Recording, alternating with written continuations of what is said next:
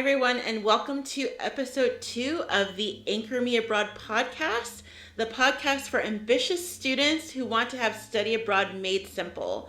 I am Kimber, your host, and I'm so excited that you have joined today because we are talking more about the recession, yay, or not so yay, but we are carrying on a bit from Episode 1. So in Episode 1, if you've had a chance to listen, I talked about the recession and its impact on study abroad, but I was looking specifically at semester-based programs. So semester-based programs are the most common type of study abroad. There are more students doing that than there are students doing full degree programs like we're going to talk about today. But I did also want to talk about full degree programs because I know that there are a lot of students from all around the world that want to go to other places to get your degree. And you may be thinking about how this upcoming recession, even though it was only announced here in the US, but we know that a lot of times that starts to go out to other places. So I had said, just kind of thinking with my estimate, I have no actual proof of this, but I had said that probably by September, October of 2022, you will start to hear more countries, more sort of, I don't want to say first world, but I have to say first world because I can't think of another name right now, but countries like the UK, like Germany, like France, who are going to start saying that, they also too are headed to or are in a recession. So I know that for students out there, you may be listening from all places and trying to figure out what this means for you. So I definitely want to address it so that you can start thinking through some of the ways that it might impact you and how you may be able to help combat some of the stress and worries and the financial realization of a recession. So I wanted to just begin by sharing a bit more of my personal story because I am a child of the 2008, 2009 recession. And I was probably in the situation where a lot of you are, where I was coming out of undergrad and I was lucky because, to kind of set it up for me, I have had the great pleasure of being able to study abroad multiple times. And so I talked about this in the first episode where I was discussing the fact that I had done an internship at CNBC Europe. They're the financial arm of NBC Universal, primarily run here in the States, but they have their set up in the UK and other parts of Europe as well. And I was doing an internship in CNBC, and I was in the heart of the newsroom. And so I got to be exposed to so many things that were sort of breaking edge in a way, because as I talked about, when I would hear them talking about this upcoming recession and how bad it was going to be and how the US was going to be impacted first, and it was just so fascinating to me because, number one, I know that I had not heard about any of this before I had gotten there. And when I would talk to people back home, they'd be like, what recession? Like, we are not hearing about that. And I do think that part of it was because, as you may know, if you are an American or if you have consumed any American news, that American news tends to focus just more on, and as someone who has spent a lot of time in newsrooms and around people who do journalism, I use that kind of with quotations, that a lot of this is intentional. And this is not a conspiracy, this is an actual fact.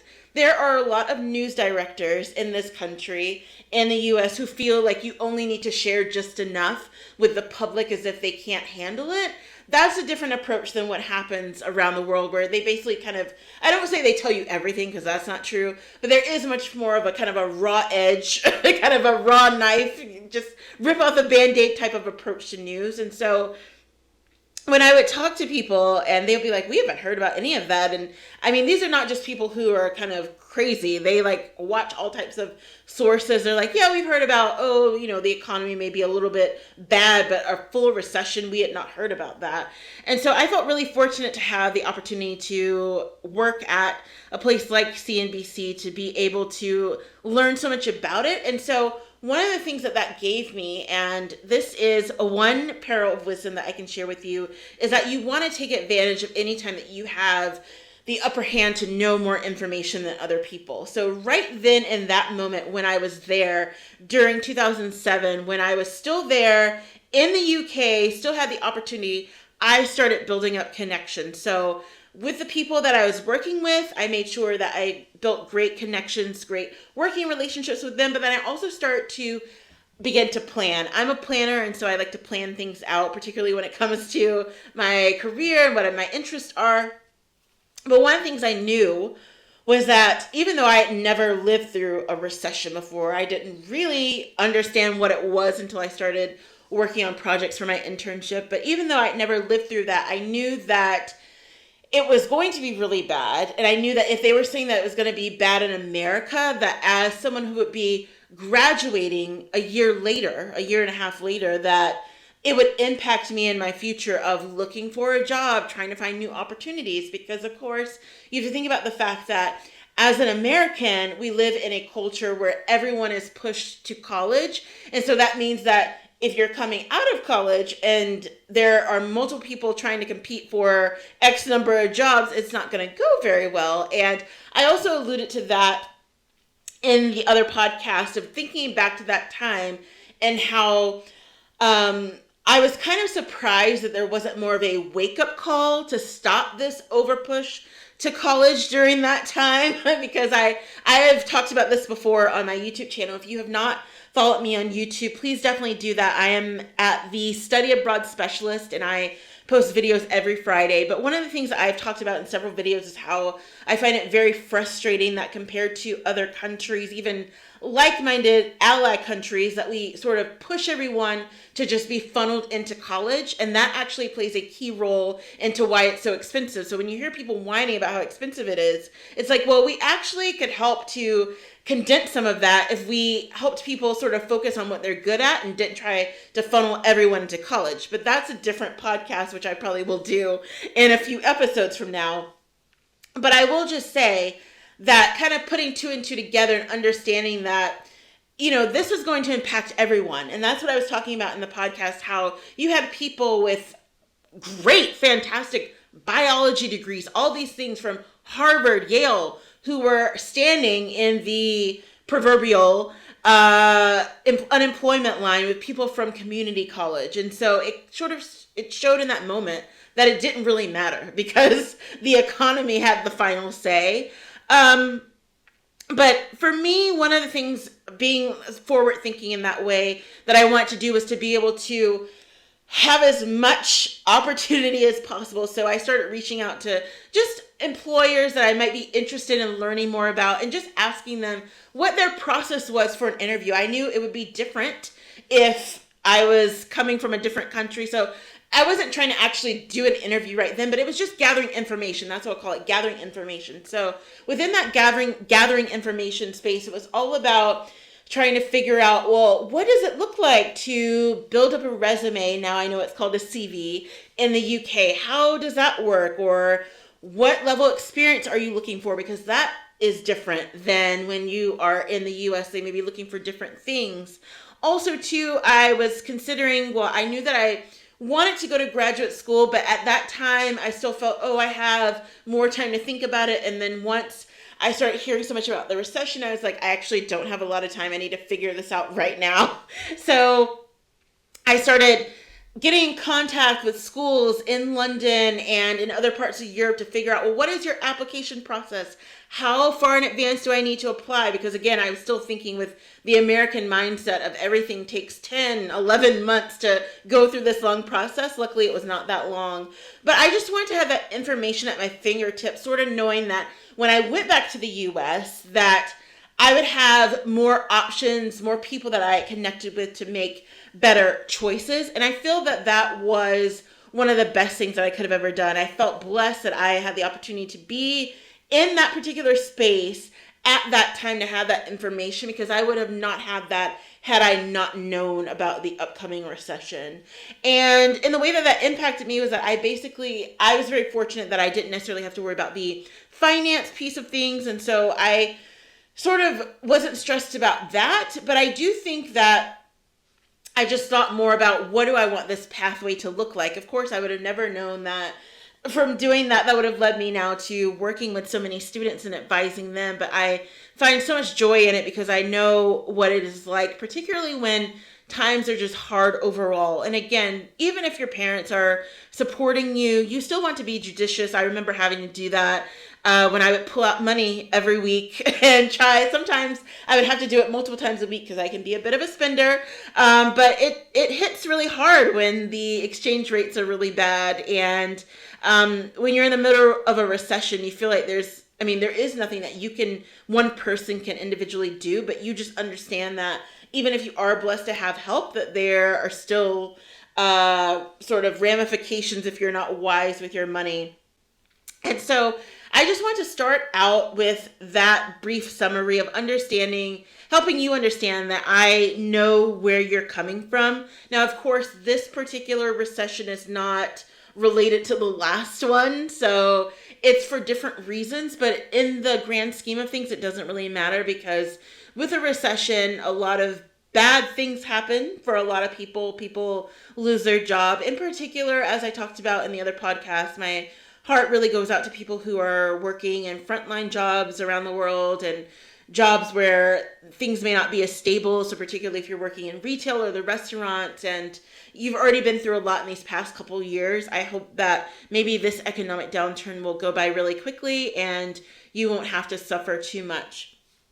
But for students out there who are interested in full degrees, with full degrees, it's a lot different, right? Because it doesn't matter if you are going for 2 master's degrees like I was, back to back, just 1 year, very intensive.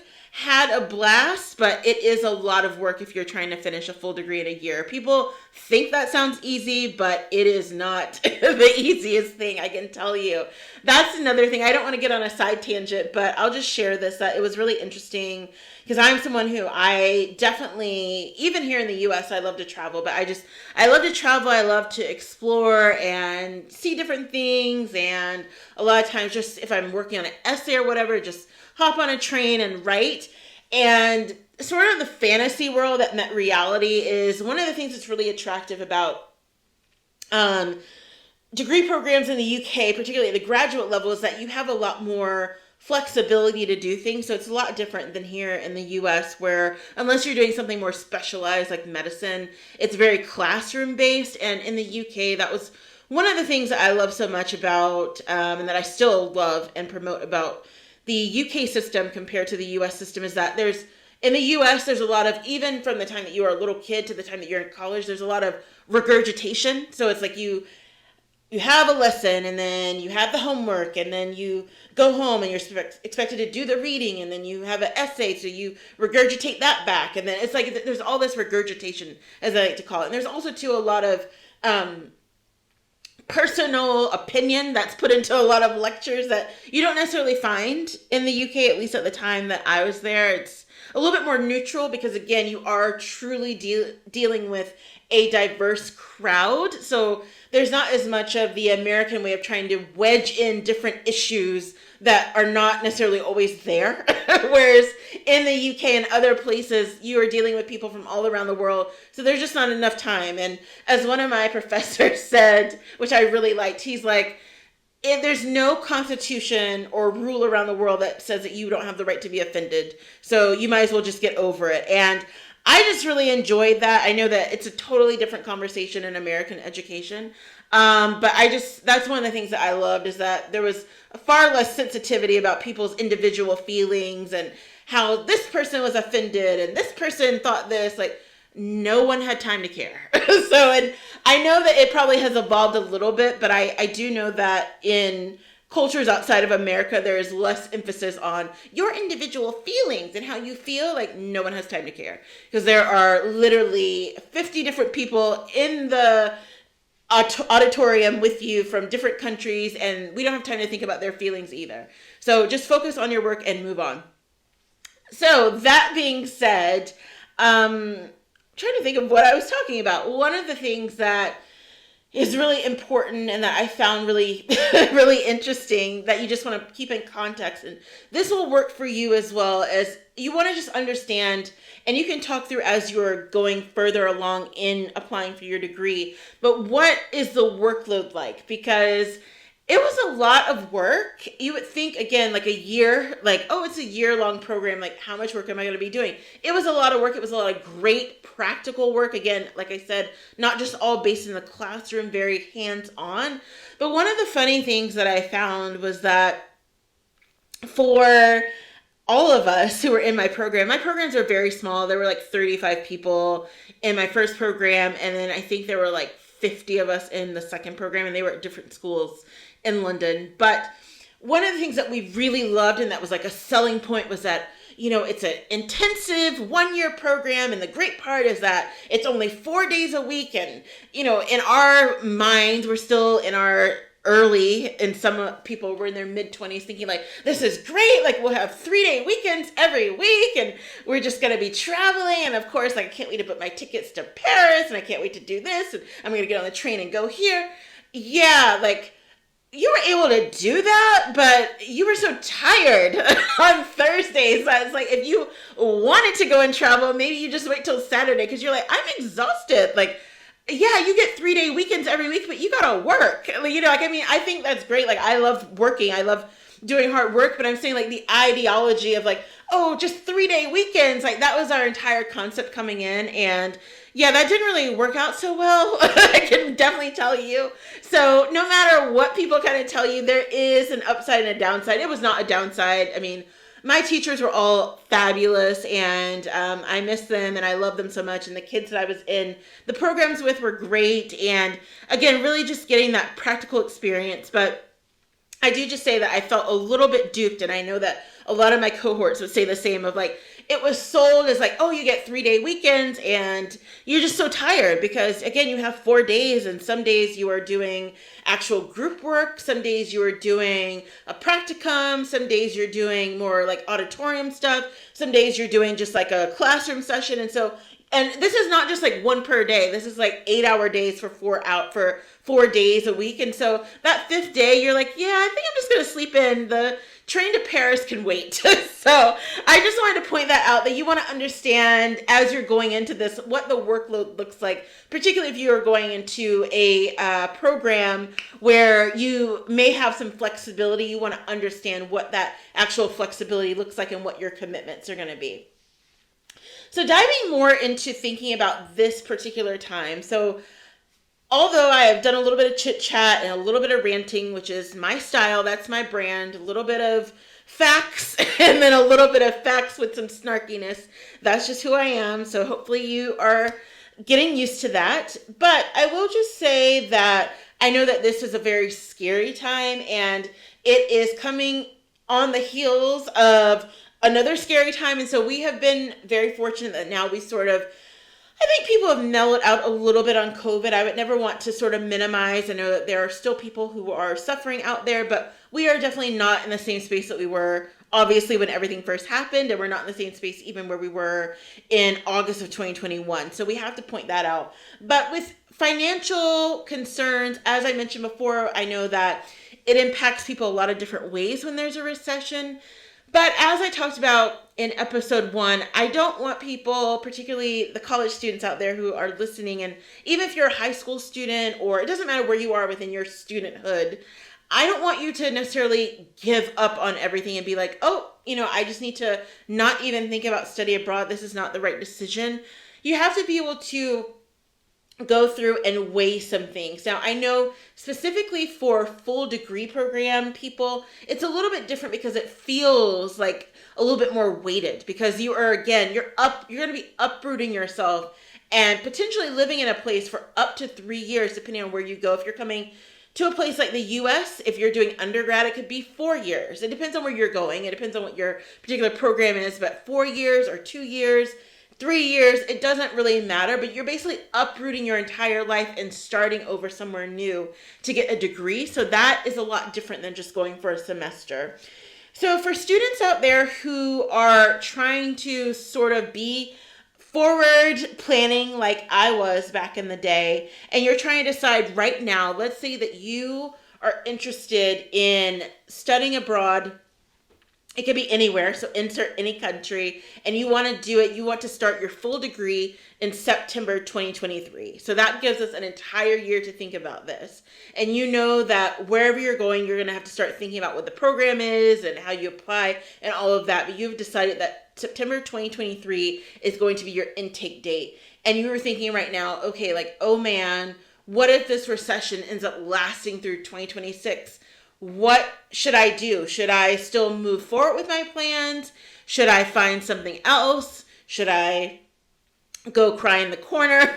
I would say please don't do that.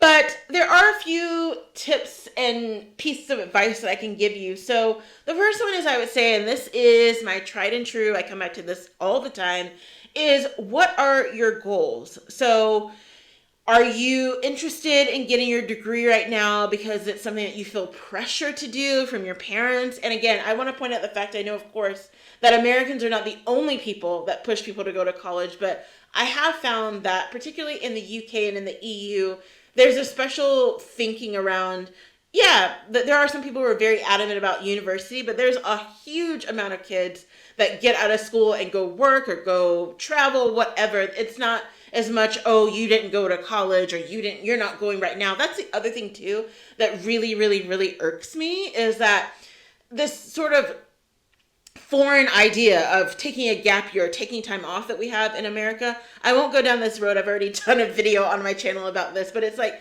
there's nothing wrong with taking time off. Like, it's allowed. Like, you don't have to follow everything that everyone does. For the actual goals, you want to just think about, what are your goals? Do you have to get this degree done right now? Or can you do it at a different time? Could you start maybe potentially online, because that could save you a lot more money? And of course, we know now, very blessed, that COVID sort of made the online culture a little bit more cool for online studies. So before COVID, even though it was just a few years ago, people were like, online learning? I mean, I know some people do that, but is that really a thing? Whereas like now, that's just something that people do.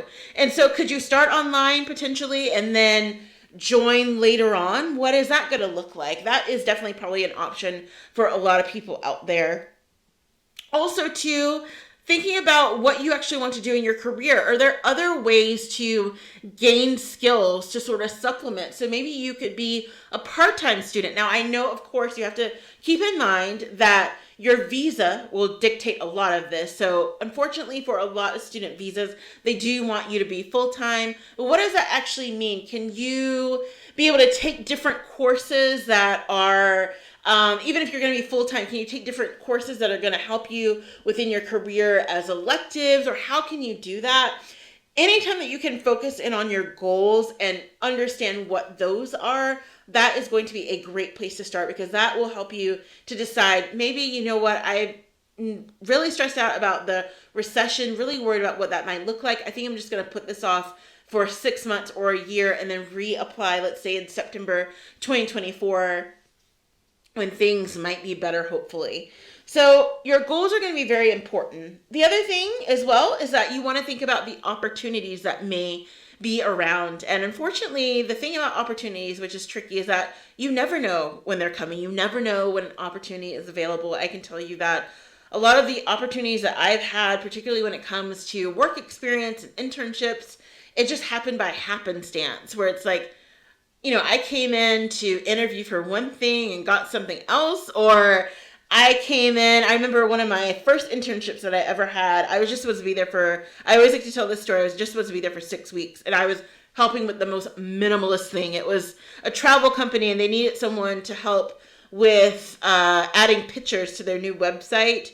And I had some time because I was working on dissertation, and so I just had time during the summer, and they're like, yeah, we'll pay you a couple pounds like every day. And I'm like, sure, like I can do that, get some experience on my resume. And I ended up being there for a year and a half and just kept getting promoted into different things. I started just as not even really an intern. I started as like a basic contractor where you just come in for like an hour and do certain things, but you never know when opportunity is going to strike. And while I am a firm believer of that there's always room for opportunity, so I don't believe that if you didn't have an opportunity now that you won't have one later, you have to think about yourself of, there is a certain sweet spot of when you're a little bit younger, and not that you are not able to accomplish things when you're older, but there's a different, it's sort of like you're in your certain time. Do you know what I mean? Whereas if you wait a couple years, then there's going to be a whole new flock of students who now it's their time. And so I really want you to be able to evaluate what you think the potential opportunities are for you specifically if you go now and get your full degree. Do you think that it's going to be worth it if you start now? So let's say again, if you were to start, you begin looking for programs and you start in September of 2023. And let's say you were coming here to the US and you were doing a full undergrad program. That means that you'd be done in September of 2027. Do you think that potentially, even recession aside, that you would want to stay here? Or what would that look like for you? And again, you have the right to change your mind, but I think that just being able to map out those long-term goals and also thinking about potential opportunities, even if you don't know what it might be, do you have a specific place where you want to do an internship or an externship or a fellowship or whatever that means, and starting to think through that and what that's going to look like and how that actually ties into the economic downturn as well, because it all works together. Last but not least, you need to evaluate your finances. So I talked about this in the other podcast as well. But that is going to dictate a lot of different things. I know this gets really sticky when we're thinking about talking about money, and I am still one of those traditional people. I don't really like talking about money in public. I mean, if you ask me certain things about money, I will talk about that. And of course, when I am advising my students, we talk about budgeting and all of that. But when it comes to the actual finances and the financial piece of study abroad, it's going to be very important specifically for students who are going to be doing this for your full degree, because again, you have a lot more in terms of your weighted pile than students do for a semester. A lot of times with semester programs, everything is figured out for you. Whereas if you're doing what I like to call self-appointed programs, you have to figure out a lot of stuff yourself. So you have to figure out, usually, particularly at the graduate level, not always at the undergraduate level if you're going to a different country, but particularly at the graduate level, you have to figure out your housing, especially if you are not coming to the US. If you're going to a different place within the world, a lot of schools do not have dedicated housing. That is one thing that our schools here in the US, for the most part, there are some that don't have them, but like community colleges, but for a lot of the universities, big or small, private or public, you will find that there's some type of dedicated housing that they have. We call them dorms. But for a lot of places around the world, they don't have necessarily, they have student living houses. So they'll have that, but those are owned by private landlords. Those are not connected to the school. And so you'll need to figure out what your housing looks like. If you are doing a degree abroad, you might be responsible for figuring out your entire visa situation on your own, and that's going to cost you money as well. And you may have to hire someone to help you with that. It's not always just as simple as sort of gathering your passport, filling out a form, and sending it to the consulate. You may have to hire someone to be able to be a support to you with that. So you have to think about that expense as well. You also have to think about other things, like, for example, if you were coming here to the US, do you have to get insurance? What does that look like? If you are going abroad as well, even if you're going to a place with quote unquote free healthcare, you also too may have to have traveler's insurance, regardless. So what does that look like for you? You also too just have to have your daily living expenses. So, and again, you have to think about it in terms of your academic year, even though you're going to get a break for a semester or quarter or whatever that looks like. But you have to think about it in those terms compared to someone who is just studying abroad for a semester and then they're done and they're all good. So I would say that you want to evaluate what your particular financial responsibilities are going to be throughout your semester abroad and really sort of weigh that with whether or not you think it's worth it right now. Now, the oxymoron of that is that we don't know. So who knows? As we know, in late July, that was when the recession was basically announced here in the US. And as I said, I think that probably by September, October, you will see more countries like the UK, like Germany, like France say, yes, now we're in a recession too. But who knows? This may be nothing like, and just keeping in mind, we've had other recessions as well. So most people alive know the 2008 recession, but there have been other recessions throughout the world that we live in, but who knows how long it's going to last. But what I want to impress on you is that you never want to make decisions about your life that are truly important to the core of who you are based on external factors. So that could be something as simple as, you know what, I know quite a few people like this who, I have a few friends who are like hardcore runners. Like they run like 7, 8, 9 miles a day. Like good on them. But it's a core part of who they are. And so it doesn't matter if it is raining. It doesn't matter because a lot of them live in places where it snows. It doesn't matter if it is snowing. It doesn't matter if there's a wildfire happening outside. It doesn't matter if it is raining frogs out there. Like they are getting outside to go for a run because that is a core part of who they are and what they believe in. While it's not the same thing, I would say that if you are truly dedicated to doing this degree program, you feel like it is burning inside of you that you have to have this particular degree right now because this is the path that you want to pursue, I would not wait because number one, you could be waiting forever. Who knows what's going to happen with the economic markets? And again, you end up turning over your power to someone else by just waiting. I mean, we saw a lot of this. It's not the same thing, but it's almost like a lot of people, I feel, and again, I'm not trying to put labels on anyone, but I definitely do. And you probably know this person, at least one person. I feel like there was a group of people throughout the world, definitely here in the United States, that were just waiting for someone to come out and say, oh, COVID is over. Like they were waiting for this final thing. Whereas we sort of realized, particularly in the beginning and as we sort of went along, I think even in 2021, they were waiting for people to say like, oh, it's over. Everything's, great. Everything just, it's like, that's not how things work like that. So things happen in stages, things happen in rotations. So you're not going to just wake up one day and you look online and they're like, recession has ended. Yes, it does end, but it takes time. And so if you were sitting around waiting for that to eventually happen, you could be waiting until 2028. And I don't want you to do that with your degree program. I feel like if it is something that you feel very passionate about, that you definitely need to pursue it. Now, if you are on the other side of that coin and you're like, well, I feel like this is something that I need to do, but I'm not fully committed, then I actually would recommend that you think of a plan B. Because again, since studying abroad and particularly getting a full degree abroad is such a financial investment, it is a mental and emotional investment. Again, you are not just there for a short time. You are trying to potentially integrate into a new country. You're trying to learn all this different stuff. And so you want to be full-throated invested on that if you move forward with it.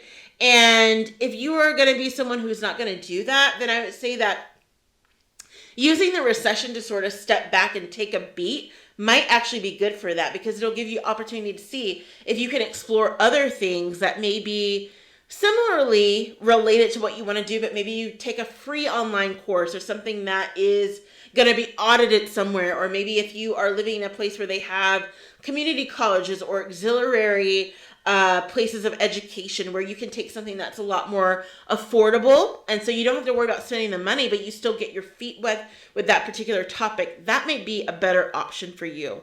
So there's so much going on out there. I mean, I feel like that is the understatement of the century at this point. But I will just say that more than anything, I don't want you to feel paralyzed or overwhelmed by this. You are not the first person to live through a recession. It's going to be okay. There are an entire millions and millions of us that did it before you about 13 years ago. And it all comes down to personal decisions and being lucky as well. And sort of that mix that we always talk about of having the luck, being in the right place at the right time, sometimes knowing the right person, but all of that has to work together to get you to the right place. And also too, just understanding that ultimately you are in control of your destiny. I firmly believe that no matter what it is, that it's very easy to want to sort of farm it out to someone else and being like, oh, well, it's this person's fault, or someone didn't do this, or someone said this. And while sometimes as a human being, of course, like people will hurt you, they will disappoint you, all of that. But ultimately, you are in charge of your destiny. And I, now more than ever, based on what I hear from students sometimes, I want you to truly understand that, like truly know that you are responsible for your life. You don't have to be a victim, and you can move forward and accomplish great things in spite of economic downturns and pandemics and people who are getting on your nerves in class. All those things are going to help you build character. So I want to know, whatever platform you are listening to this on, or if you're on YouTube and you have been listening and you have a space to comment, I want to hear from you if you are planning to get a full degree abroad and something that you're looking at. Number one, I want to know where you're interested in going, because I always just like to know that from students. I also want to know as well, do you have any specific concerns about the recession and how that might impact you as you move forward, and how are you thinking about addressing those?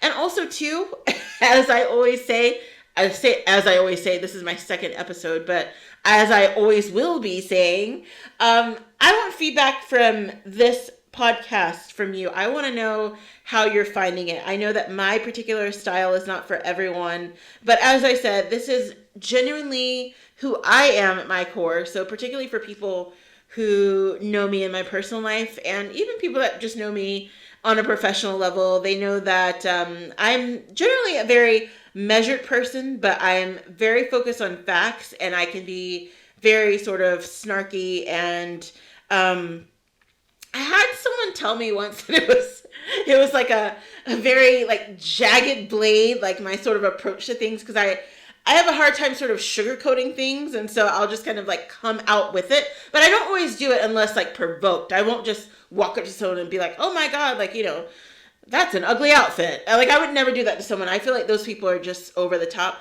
But if someone implies, like they want to know, they inquire, they want to ask me about it, well then buckle up. Like you've asked me for it. So that's a different situation. But more than anything, as I said in the intro, everything that I do for students, so whether it is with the Study Abroad Specialist on YouTube, or it is through the Live, Study, Learn Abroad Association, or through my blog, whatever it is about helping students be able to make study abroad simple. Because I know that I was once like you. When you get online, you're trying to find different resources, and you're like, how do I go through this? What do I do? And a lot of the resources that you find are outdated, or they just don't make sense, or they're not relevant to you.